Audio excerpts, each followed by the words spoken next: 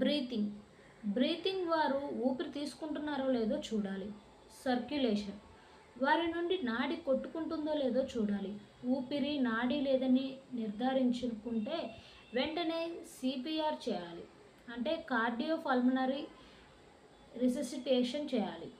ఇవన్నీ కూడా వ్యక్తి పడిపోయిన 2 నిమిషాల్లోపు జరిగిపోవాలి. సమయం గడుస్తున్న కొద్దీ మెదడుకి రక్త ప్రసరణ లేక కోమాలోకి వెళ్ళే ప్రమాదం ఉంటుంది. ఛాతిపైన మన 2 అరచేతులు ఒకదానిపైన మరొకటి పెట్టి నొక్కాలి. 30 సార్లు అలా నొక్కాక వారి నోట్లోకి గాలి ఊదాలి. అలా 2 సార్లు గాలి ఊదాక మళ్ళీ ఛాతిపైన 30 సార్లు నొక్కాలి. అంటే నిమిషానికి 100 నుంచి 120 సార్లు మించరాదు. ఎమర్జెన్సీ వాళ్ళు వచ్చేదాకా ఇలా సివియర్గా సిపిఆర్ చేస్తే బెటర్.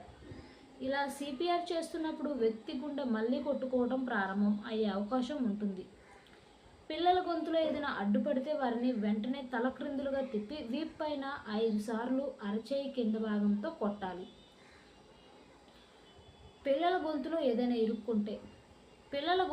ఏదైనా అడ్డుపడితే వారిని వెంటనే తలకిందులుగా తిప్పి వీపు పైన 5 సార్లు అరచేయి కింది భాగంతో కొట్టాలి. అదే పెద్దవారికి అయితే బాధితుడిని ముందుకు పంపి వీపు పైన అరచేతితో కొట్టాలి. నీటితో ఆహారం ఏదైనా అడ్డుపడితే వేలు పెట్టి బయటకు తీయాలి. అడ్డుపడిన వస్తువు మరీ ఎక్కువ లోపలికి ఉంటే తీయకండి, అది ఇంకా లోపలికి వెళ్ళే ప్రమాదం ఉంటుంది. తాగడానికి ఏమీ ఇవ్వద్దు.